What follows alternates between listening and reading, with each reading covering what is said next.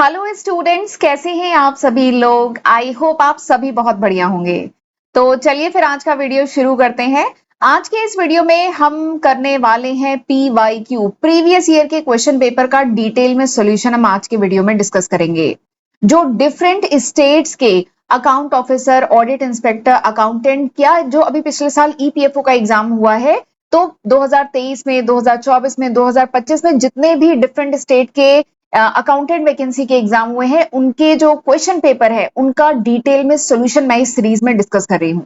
And इस series में आज मेरा छठा लेक्चर वीडियो है। 5 लेक्चर वीडियो ऑलरेडी अपलोड कर चुकी हूँ जिसमें मैंने डिफरेंट क्वेश्चंस डिस्कस किए हैं। ठीक है, तो जरूर इसका फायदा उठाइएगा। अगर आप अकाउंटेंट एग्जाम, भले ही किसी भी स्टेट के अकाउंटेंट एग्जाम की तैयारी कर रहे हैं, तो ये सीरीज आपके लिए काफी हेल्पफुल है।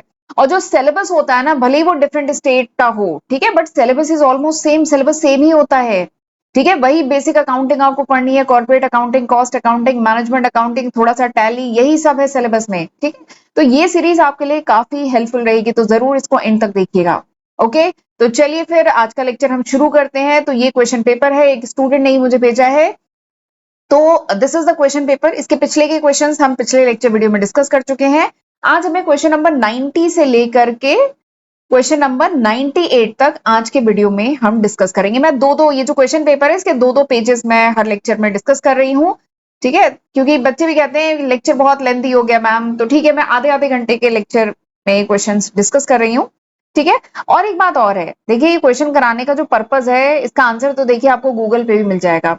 इस क्वेश्चन को कराने का पर्पज है कि मैं इसमें डिटेल में, भले ही ये जैसे 4 ऑप्शन है, इसमें सोल्यूशन कुछ एक होगा, लेकिन मेरे कराने का तरीका ये है, मैं क्वेश्चन इस तरीके से कराती हूँ कि मैं चारों ही ऑब्जेक्टिव के बारे में डिटेल में बताती हूँ, ताकि आप खुद समझ सके कि इसमें से क्या आंसर है। ठीक है, तो ये मेरे क्वेश्चन कराने का तरीका है। तो भले ही अभी सपोज करिए ये वाला क्वेश्चन बजटिंग से है, ठीक है, मैनेजमेंट अकाउंटिंग में बजटिंग जो टॉपिक है उससे क्वेश्चन है, तो आप बोलेंगे कि शायद हमने बजटिंग टॉपिक अभी तक किया नहीं है, बट कोई बात नहीं, आपने बजटिंग टॉपिक नहीं किया है, अभी आपकी तैयारी नहीं है, बट तो भी ये वीडियो देखिए, क्योंकि इसमें मैं टोटल बजट के बारे में थोड़ा सा आपको डिटेल में नॉलेज दूंगी, जो आपके लिए काफी हेल्पफुल रहेगी। ये क्वेश्चन का सोल्यूशन तो बताऊंगी, बजट के बारे में भी बताऊंगी, टाइप ऑफ बजट के बारे में भी बताऊंगी, तो इसीलिए ये लेक्चर सीरीज आपके लिए काफी हेल्पफुल है। तो जरूर इसको एंड तक देखिएगा। एंड वीडियो पसंद आए तो आपको पता है क्या करना है, लाइक करिएगा और मुझे फीडबैक जरूर दीजिएगा कमेंट सेक्शन में। ठीक है, चलिए स्टार्ट करते हैं आज के पहले क्वेश्चन से। ये स्कैन करके क्वेश्चन पेपर से मैंने ये लिखा, ये पेस्ट किया है, बट अगर ये थोड़ा सा, जैसे थोड़ा सा ये ब्लर्ड है, तो अगर आप इसको पढ़ने में दिक्कत है, तो यही सेम क्वेश्चन मैंने यहाँ पे वर्ड पे टाइप भी किया है। ठीक है, चलिए स्टार्ट करते हैं पहले क्वेश्चन से। पहला क्वेश्चन क्या है, sales budget and production budget are part of. जो सेल्स बजट है और प्रोडक्शन बजट है, ये किसका पार्ट है? फंक्शनल बजट है, फिक्स बजट है, फ्लेक्सिबल बजट है, या कैश बजट है? तो क्वेश्चन पूछा गया है कि सेल्स एंड प्रोडक्शन बजट किस टाइप का बजट है। ठीक है, तो ये जो क्वेश्चन है कहां से है, बताइए क्वेश्चन कहां से है? ये क्वेश्चन है मैनेजमेंट अकाउंटिंग टॉपिक जो है, वहां पे एक टॉपिक आता है मैनेजमेंट अकाउंटिंग, जो सब्जेक्ट है वहां पे एक टॉपिक आता है budget, budgeting and budgetary control, एक टॉपिक आता है, तो ये क्वेश्चन वहां से है। ठीक है, तो मैंने आपको बजट, अच्छा एक चीज और है, मैनेजमेंट अकाउंटिंग की सेपरेट प्लेलिस्ट मेरे चैनल पे है, जिसमें मैंने डिटेल में मैनेजमेंट अकाउंटिंग पढ़ाई है, तो वहां पे बजट के बारे में भी बताया। देखिए बजट कई टाइप के होते हैं। ठीक है, बजट क्या है, कई टाइप के होते हैं। अगर हम फंक्शन के बेसिस पे बजट को डिवाइड करें, फंक्शन के बेसिस पे मतलब ऑर्गेनाइजेशन में डिफरेंट डिपार्टमेंट होते हैं, डिफरेंट फंक्शन, डिफरेंट काम होते हैं, उसके बेसिस पे बजट को डिवाइड करें तो बहुत टाइप के बजट होते हैं। Sales budget, production budget, purchase budget, material budget, labour budget, factory overhead budget, selling and distribution budget, administrative budget, cash budget, capital expenditure budget and R&D budget. ठीक है, अगर हम फ्लेक्सिबिलिटी के बेसिस पे divide करें, ठीक है, फ्लेक्सिबिलिटी के बेसिस पे डिवाइड करें तो बजट दो टाइप के होते हैं, एक होता है फिक्स बजट और एक होता है फ्लेक्सिबल बजट। फिक्स बजट मतलब क्या होता है कि सपोज करिए हमने बजट बनाया है 100 यूनिट का, अगर हम प्रोडक्शन करते हैं तो ये खर्चे आते हैं। ठीक है, तो हमने अगर ऐसा बजट बनाया तो इसको फिक्स बजट कहेंगे। लेकिन अगर हमने ऐसा बजट बनाया है कि 100 यूनिट का प्रोडक्शन करना है तो ये खर्चे आएंगे, 200 यूनिट का प्रोडक्शन करना है तो ये खर्चे आएंगे, 300 यूनिट का प्रोडक्शन करना है तो ये खर्चे आएंगे। तो इस टाइप का जो बजट होता है, जो बजट होता है for different level of activity, उसको हम कहते हैं फ्लेक्सिबल बजट। ठीक है, तो बजट अगर फ्लेक्सिबिलिटी के बेसिस पे डिवाइड करें दो टाइप के हैं। अगर बजट को टाइम पीरियड के हिसाब से डिवाइड करें तो दो टाइप के बजट होते हैं, एक होता है शॉर्ट टर्म बजट और एक होता है लॉन्ग टर्म बजट। ठीक है, शॉर्ट टर्म बजट मतलब एक साल या एक साल से कम ड्यूरेशन के लिए बजट बनाए तो वो शॉर्ट टर्म बजट। 1 साल से ज्यादा ड्यूरेशन के लिए बजट बनाते हैं तो वो लॉन्ग टर्म बजट होता है। ठीक, अब एक बजट होता है on the basis of coverage, coverage के बेसिस पर डिवाइड करें तो दो टाइप के बजट होते हैं, एक होता है फंक्शनल बजट और एक होता है मास्टर बजट। फंक्शनल बजट मतलब होता है केवल एक पर्टिकुलर डिपार्टमेंट का बजट। ऑर्गेनाइजेशन में तो बहुत सारे डिपार्टमेंट होते हैं, sales department, production department, purchase department, तो केवल अगर पर्टिकुलर डिपार्टमेंट कवर हो रहा है तो वो फंक्शनल बजट है। लेकिन इन सारे फंक्शनल बजट को कंबाइन कर दें तो उसकी समरी जो बनाई जाती है उसको हम कहते हैं मास्टर बजट। ठीक है, तो ये होते हैं डिफरेंट टाइप के बजट। वैसे एक और टाइप का बजट है budget based on financial content. अगर फाइनेंशियल कंटेंट के बेसिस पे बजट को डिवाइड किया जाए तो दो टाइप के बजट है, एक है ऑपरेटिंग बजट और एक है फाइनेंशियल बजट। ऑपरेटिंग बजट क्या होता है? ऑर्गेनाइजेशन की डे टू डे ऑपरेशन से रिलेटेड बजट है, तो ऑपरेटिंग बजट जैसे सेल्स बजट, प्रोडक्शन बजट, ये सब ऑपरेटिंग बजट। और अगर फाइनेंशियल बजट मतलब फाइनेंशियल रिसोर्सेज से रिलेटेड बजट है, कैश बजट हुआ, cash expenditure, budgeted balance sheet, तो ये सब फाइनेंशियल बजट। तो मैंने आपको 5 बेसिस बता दिए बजट को डिवाइड करने का। ठीक है, अब हम वापस क्वेश्चन पे आ जाते हैं। क्वेश्चन कह रहा है कि सेल्स बजट और प्रोडक्शन बजट किस टाइप का बजट है, ये किस बजट का पार्ट है? तो क्या ये कैश बजट है? नहीं, कैश बजट में कैश कितना इनफ्लो होगा, आउटफ्लो होगा, उसके रिगार्डिंग प्लानिंग होती है। ठीक है, तो ये तो है नहीं। अगला, क्या ये फिक्स बजट है? तो देखिए, फिक्स्ड और फ्लेक्सिबल बजट क्या था? जब हम बजट को फ्लेक्सिबिलिटी के बेसिस पे डिवाइड करें तो दो टाइप के होते हैं ना, फिक्स्ड एंड फ्लेक्सिबल, जो अभी मैंने बताया था। तो यहाँ पे इसकी भी बात नहीं हो रही है। Sales budget and production budget क्या है? फंक्शन है ना, फंक्शन है ना, फंक्शन मतलब काम, सेल्स करना, प्रोडक्शन करना, परचेज करना, तो this is function, this is specific department, ये स्पेसिफिक डिपार्टमेंट है। तो ये जो sales budget and production budget है, बहुत ज्यादा मैंने गोज दिया, थोड़ा सा क्लियर करती हूँ। तो ये जो सेल्स बजट है, प्रोडक्शन बजट है, ये किस टाइप का बजट है? ये फंक्शनल बजट है। ठीक है, फंक्शनल बजट क्या होता है? वो बजट जो स्पेसिफिक फंक्शन से रिलेटेड, डिपार्टमेंट से रिलेटेड होता है, that is called functional budget. Sales budget, production budget, purchase budget, master budget, labour budget, ये सब फंक्शनल बजट होते हैं। ठीक, आगे बढ़ते हैं। तो इसका आंसर समझ में आ गया ना, option A is the correct answer. अगला क्वेश्चन देखते हैं। अगला क्वेश्चन भी बजटिंग पे है, मैनेजमेंट अकाउंटिंग के बजटिंग टॉपिक से अगला क्वेश्चन है। क्वेश्चन क्या है कि budgeting method in which all activities are reevaluated each time budget is formulated thereby starting from scratch is called as. तो क्वेश्चन क्या कह रहा है कि वो कौन सा बजटिंग मेथड है जिसमें जितनी भी एक्टिविटी होती है उनको रीवैल्यू किया जाता है, उनका फिर से वैल्यूएशन किया जाता है हर बार जब बजट बनाया जाता है। तो बेसिकली हर बार स्क्रैच से शुरू होना, यानी हर बार जीरो से शुरुआत होती है। ठीक है, पुराना बजट था उसी के फिगर को आगे कैरी फॉरवर्ड नहीं किया जाता है। हर बार जब बजट बनता है तो सारे फिगर्स को फिर से रीवैल्यू किया जाता है। तो basically it starts from scratch, scratch से शुरू होता है। तो इस टाइप के बजट को क्या कहते हैं? तो यहाँ पे 4 ऑप्शन दिए हैं, flexible budget, fix budget, performance budget, zero based budget. ये किस टाइप का बजट है? तो चलिए बता देती हूँ, this is zero based budgeting, इसको जीरो बेस्ड बजटिंग कहते हैं। वैसे मैं चारों ही टाइप के बजट के बारे में बताऊंगी, बट बता दूं इस टाइप के बजट को जीरो बेस्ड बजटिंग कहते हैं। ये बजटिंग की एक टेक्निक है जहां पे जितने भी खर्चे, जितने भी इनफ्लो आउटफ्लो, जो भी खर्चे वगैरह हो रहे हैं, जो भी एक्टिविटी हो रही है, इनको फिर से रीवैल्यू किया जाता है, जीरो बेस से फिर से कैलकुलेट किया जाता है नए बजट पीरियड में। प्रीवियस बजट का जो फिगर्स थे, ठीक है, पिछले साल का जो बजट था उसके फिगर को आगे कैरी फॉरवर्ड नहीं किया जाता है। इस साल का जो बजट बनाया जाएगा उसमें सारे फिगर फिर से रीवैल्यू होंगे, यानी जीरो से शुरुआत होगी। All the activity are revalued and approved again, तो उसको कहते हैं जीरो बेस्ड बजटिंग। तो आंसर है ऑप्शन डी। इसमें और भी ऑप्शन है, जान लेते हैं। एक होता है फ्लेक्सिबल बजटिंग, तो बताया था ना अभी तो पिछले क्वेश्चन में, फ्लेक्सिबल बजट मतलब वो बजट जो डिफरेंट लेवल ऑफ एक्टिविटी के लिए बनाया जाए। फिक्स बजट जो एक वन लेवल ऑफ एक्टिविटी के लिए बनाया जाए। एक्टिविटी मतलब जैसे केवल ये 100 यूनिट के लिए बनाया गया, तो फिक्स बजट। फ्लेक्सिबल मतलब ये 100 यूनिट अगर करेंगे प्रोडक्शन तो कितना चाहिए, 150 के लिए कितना चाहिए, 200 के लिए कितना चाहिए, तो ये फ्लेक्सिबल बजट। एक और इसमें बजट है परफॉर्मेंस बजट। नाम से ही समझ में आ रहा है परफॉर्मेंस बजट का पर्पस क्या होता है? परफॉर्मेंस को इवैल्यूएट करना। इस बजट का काम ही यही है। ये जो परफॉर्मेंस बजट है इसका फोकस होता है कि ऑर्गेनाइजेशन अपना ऑब्जेक्टिव अचीव करे एंड परफॉर्मेंस को मेजर कर पा रहे हैं कि नहीं, परफॉर्मेंस को मेजर करने के पर्पज से ये बजट बनाया जाता है, परफॉर्मेंस बजट। ठीक, तो आंसर आप समझ गए होंगे, option D is the correct answer. आगे बढ़ते हैं, अगला क्वेश्चन देखते हैं। अगला क्वेश्चन क्या है? द इन्वेस्टमेंट सेंटर या segment of an organisation is responsible for. जो इन्वेस्टमेंट सेंटर होता है या सेगमेंट होता है किसी भी ऑर्गेनाइजेशन का, वो किसके लिए रिस्पॉन्सिबल है? प्रॉफिट के लिए, इन्वेस्टमेंट के लिए, दोनों के लिए या कॉस्ट के लिए? ठीक है, तो सबसे पहले तो मैं आपको ये बता देती हूँ ये क्वेश्चन किस टॉपिक से है। ठीक है, ये जो क्वेश्चन है मैनेजमेंट अकाउंटिंग जो सब्जेक्ट है उसमें एक टॉपिक है रिस्पॉन्सिबिलिटी अकाउंटिंग। ठीक है, उसमें एक टॉपिक है रिस्पॉन्सिबिलिटी अकाउंटिंग, वहां से क्वेश्चन है। ठीक, रिस्पॉन्सिबिलिटी अकाउंटिंग मैंने अपने चैनल पर डिटेल में पढ़ाया है, तो वहां पे मैंने बताया था रिस्पॉन्सिबिलिटी सेंटर चार टाइप के होते हैं। रिस्पॉन्सिबिलिटी सेंटर चार टाइप के होते हैं, एक होता है कॉस्ट सेंटर, एक होता है रेवेन्यू सेंटर, एक होता है प्रॉफिट सेंटर और एक होता है इन्वेस्टमेंट सेंटर। चार तरीके के रिस्पॉन्सिबिलिटी सेंटर होते हैं और इस पर्टिकुलर रिस्पॉन्सिबिलिटी सेंटर में मैनेजर किसके लिए रिस्पॉन्सिबल है? कॉस्ट के लिए।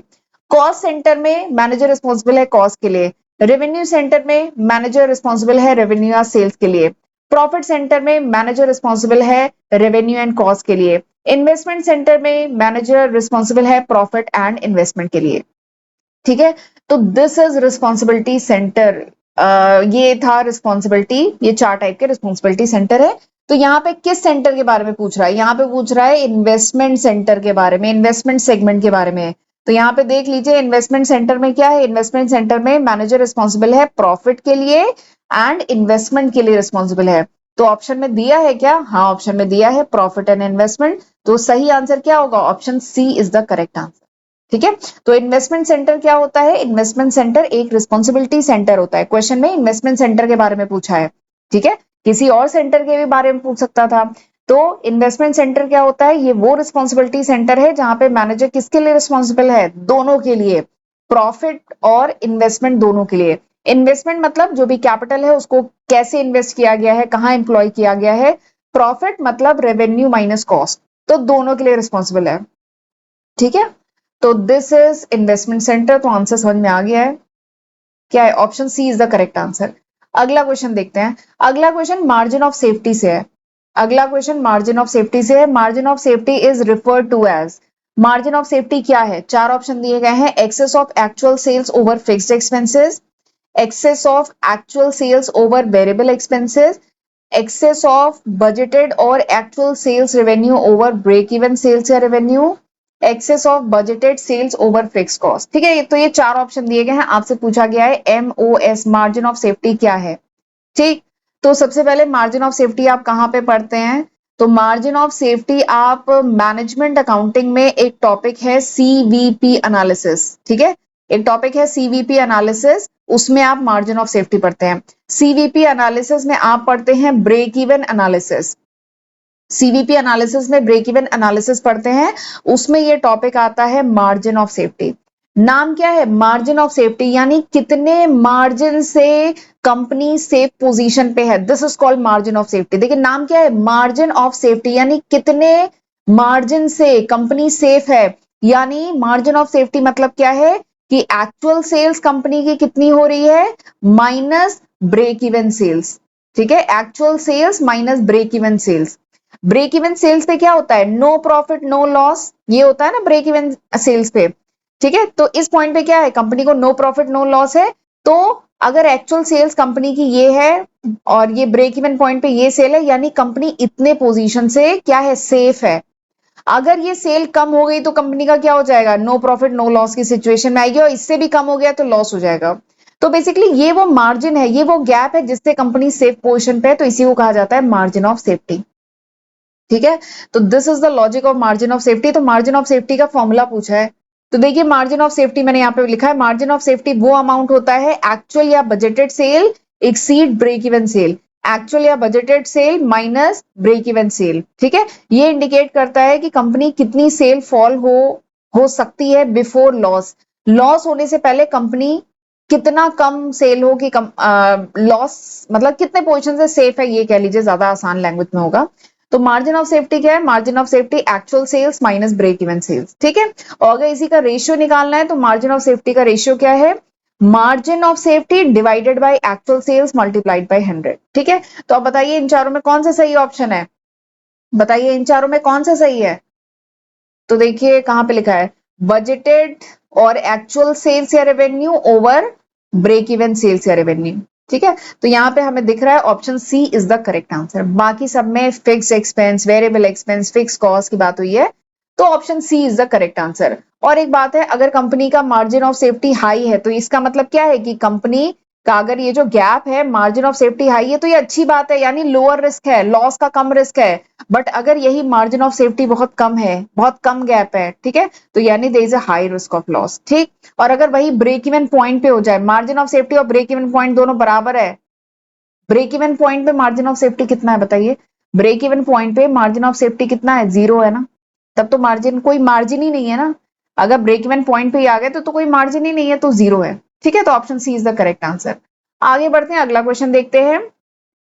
A mean of control in which actual state of affair is compared with the budget so that the appropriate action may be taken with regard to any deviation is known as। इसको क्या कहते हैं? Question कह रहा है कि एक mean of control है, यानी कंट्रोल करने का एक तरीका है, जिसमें आपको बताना है कि यहाँ पे किसकी बात हो रही है। तो यहाँ पे बताया गया कि एक चीज, एक कॉन्सेप्ट है जिस जो कंट्रोल करने का एक तरीका है। It is a mean of control, यानी कंट्रोल करने का तरीका है जिसमें एक्चुअल स्टेट ऑफ अफेयर को कंपेयर किया जाता है बजट से। ठीक है, एक्चुअल स्टेट ऑफ अफेयर को कंपेयर किया जाता है बजट से, एंड अगर डेविएशन आता है तो करेक्टिव एक्शन या अप्रोप्रिएट एक्शन लिया जाता है। तो आपको बताना है वो कंट्रोलिंग का तरीका क्या है।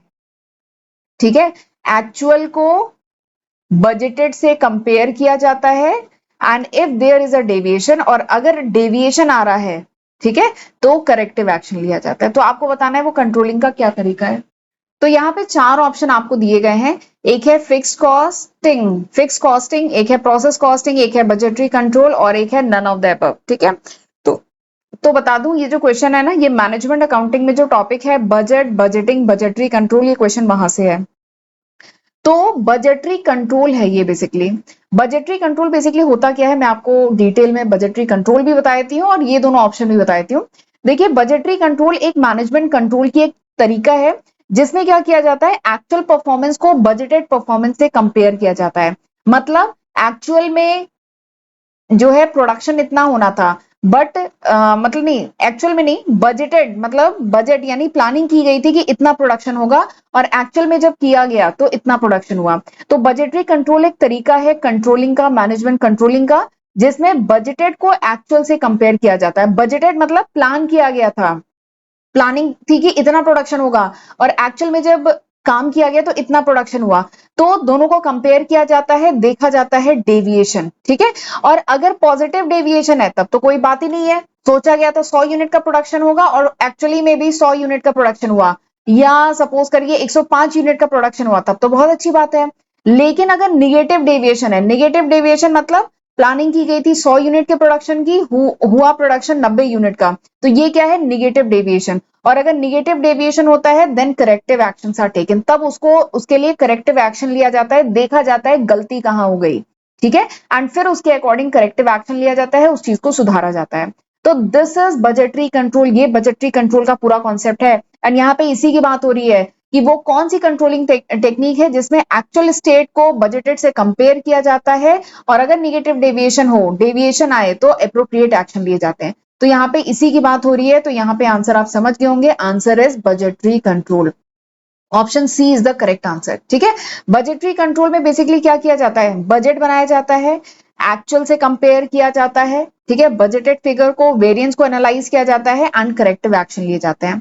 और इसमें 2 ऑप्शन और दिए गए हैं ना, fix costing and process costing. तो ये क्या होता है इसके बारे में ही बता देती हूँ। तो फिक्स कॉस्टिंग, सबसे पहले तो कोई कंट्रोलिंग का कोई मेथड नहीं है। फिक्स कॉस्टिंग, कॉस्ट के कॉन्सेप्ट में एक टाइप की कॉस्ट होती है, आप जानते हैं, फिक्स कॉस्ट। ठीक, प्रोसेस कॉस्टिंग है एक method of costing. Process costing detail में मैंने पढ़ाया है।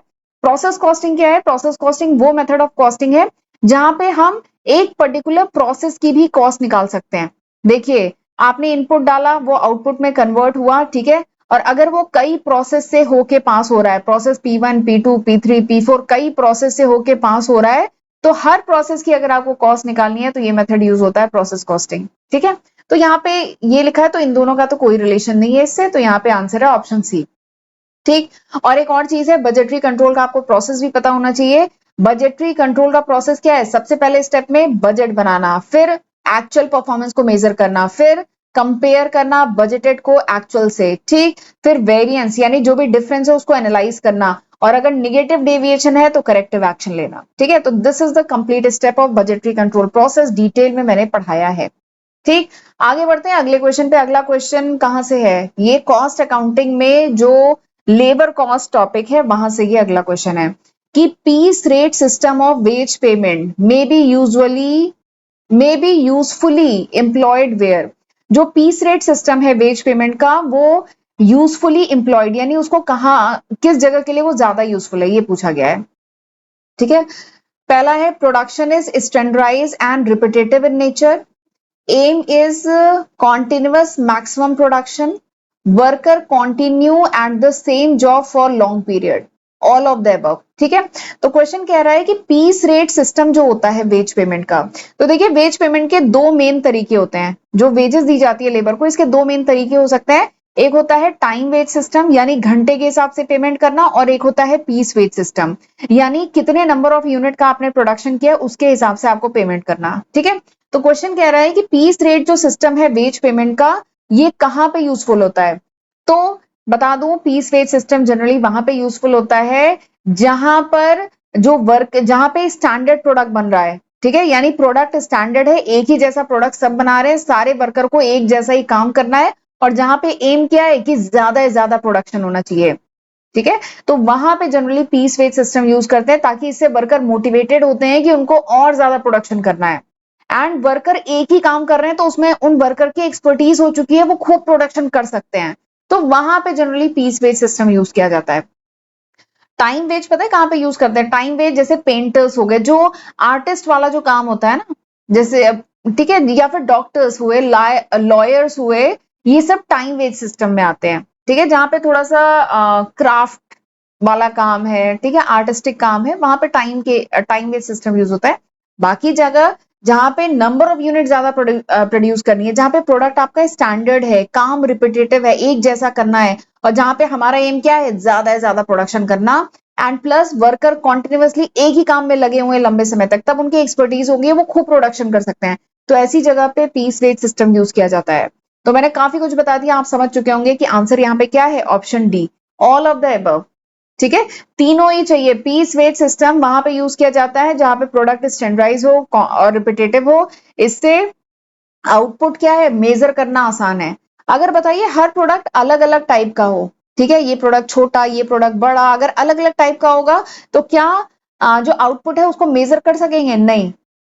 बड़े प्रोडक्ट को बनाने में ज्यादा टाइम लगेगा, छोटे को बनाने में कम टाइम लगेगा, तो उसको कंपेयर नहीं कर सकते। तो इसीलिए अगर प्रोडक्ट स्टैंडर्डाइज है, मतलब सारा प्रोडक्ट एक जैसा है, एक ही साइज का स्टैंडर्डाइज है, तो हम आउटपुट को मेजर कर सकते हैं।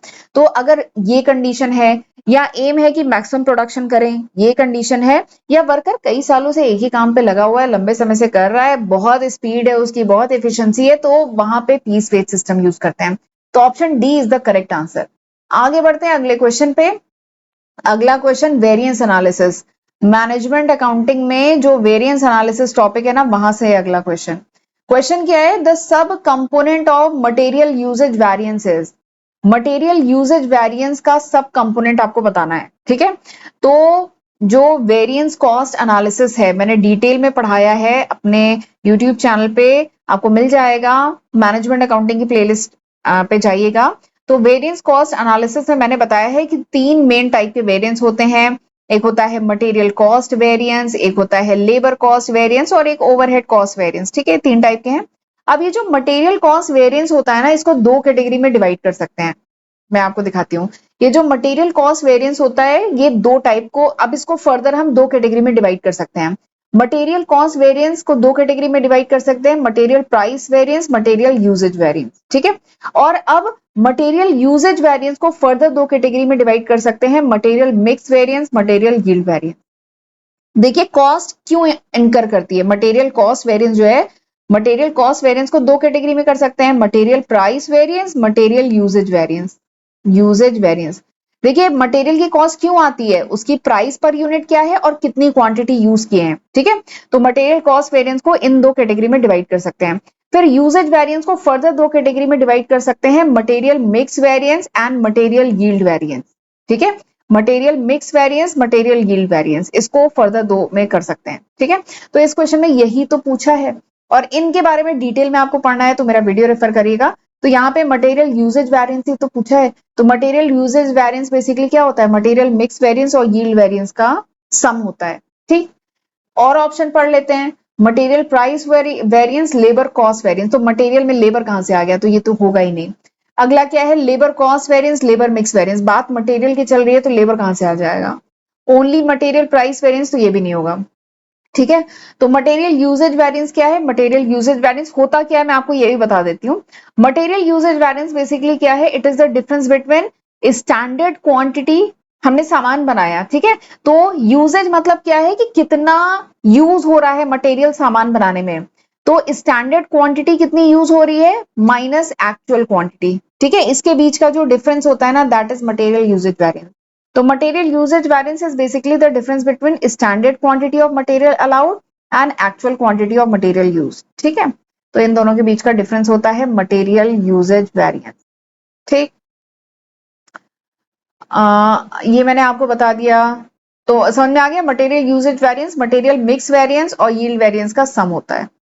ठीक है, तो answer option A is the correct answer. आगे बढ़ते हैं अगले क्वेश्चन पे। अगला क्वेश्चन एक छोटा सा न्यूमेरिकल है, यही जो वेरिएंस एनालिसिस टॉपिक है ना, इसी से एक छोटा सा न्यूमेरिकल है। ये न्यूमेरिकल आसानी से कर लेंगे अगर फॉर्मूला पता है तो, फॉर्मूला प्लस लॉजिक पता है तो। क्वेश्चन क्या है कि लेबर कॉस्ट वेरिएंस आपको कैलकुलेट करना है, तो लेबर कॉस्ट वेरिएंस कैलकुलेट करना है, द लेबर कॉस्ट वेरिएंस जहां पे standard wage rate per hour is 5 rupees, standard time set is 1000 hour, actual wage rate per hour is 6 rupees, actual time taken is 980 hour is equal to। ठीक है, आपको ये चार information दी गई है, आपसे पूछा जा रहा है what is labour cost variance, labour cost variance क्या होता है। ठीक है, ये चार इंफॉर्मेशन आपको दी गई है, दिस इज द क्वेश्चन। ठीक है, ये चार इंफॉर्मेशन आपको दी गई है, आपसे पूछा जा रहा है कि लेबर कॉस्ट वेरिएंस क्या है।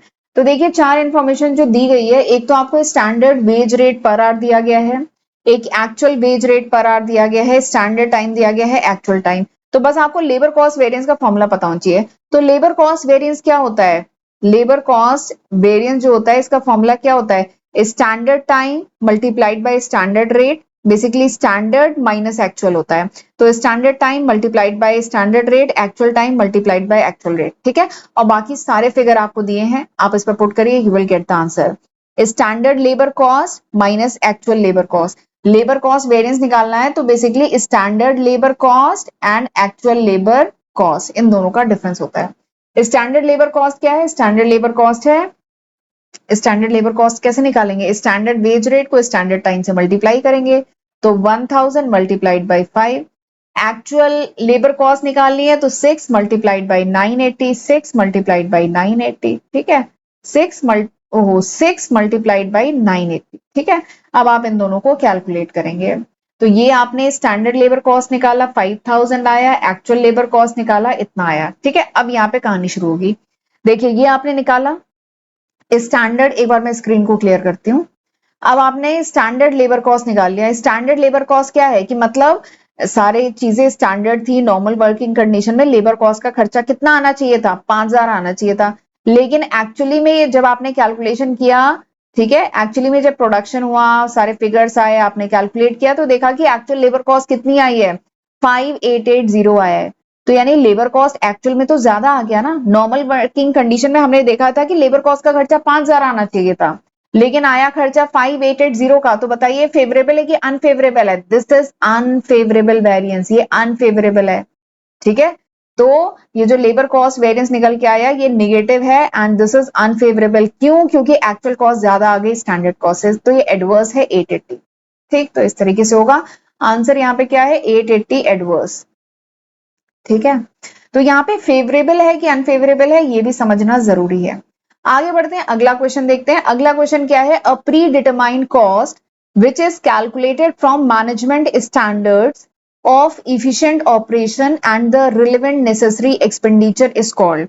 यानी आपको बताना है वो कौन सी प्री डिटरमाइंड कॉस्ट है। प्री डिटरमाइंड कॉस्ट यानी वो कॉस्ट जो पहले से डिटरमाइन की जाती है मैनेजमेंट स्टैंडर्ड्स पे ऑफ इफिशिएंट ऑपरेशन, यानी अगर ऑपरेशन इफिशिएंट है तो मैनेजमेंट स्टैंडर्ड पे वो कौन सी कॉस्ट है जो कैलकुलेट की जाती है, एंड द रिलेवेंट, अगर रिलेवेंट नेसेसरी एक्सपेंडिचर हो रहे हैं सारी चीजें नॉर्मल है, स्टैंडर्ड है, तो वो कौन सी कॉस्ट है जो पहले से डिटरमाइन की जाती है? क्या वो हिस्टोरिकल कॉस्ट है, क्या वो एक्सप्लिसिट कॉस्ट है, क्या वो संक कॉस्ट है, या वो स्टैंडर्ड कॉस्ट है? ठीक है, तो बताइए वो कौन सी कॉस्ट है? तो देखिए हिस्टोरिकल, सारे ऑप्शन मैं आपको बताती हूँ। तो देखिए पहले हिस्टोरिकल कॉस्ट क्या होती है? हिस्टोरिकल कॉस्ट यानी हिस्ट्री में, पास में जो खर्चे हो चुके हैं, that is called historical cost. वो कॉस्ट विच इज ऑलरेडी इनकर, that is called historical cost. Sunk cost मतलब होता है, संक मतलब डूब, देखिए सिंक मतलब डूबना, संक मतलब जो डूब गया, वो कॉस्ट ऑलरेडी हो चुकी है, अब उसको आप रिकवर नहीं कर सकते, अब फ्यूचर में कोई डिसीजन लेने के लिए इस कॉस्ट का कोई मतलब नहीं है, तो that is called sunk cost. ठीक, एक और ऑप्शन क्वेश्चन में क्या दिया है? Explicit cost. एक्सप्लिसिट कॉस्ट मतलब एक्चुअल में आप कैश में कितना पेमेंट करते हैं, बिजनेस में जो भी खर्चे आप कैश में पेमेंट करके करते हैं उसे कहते हैं एक्सप्लिसिट कॉस्ट। ठीक है, तो क्या बताइए जो क्वेश्चन में पूछा गया है इन तीनों का कोई रिलेशन है?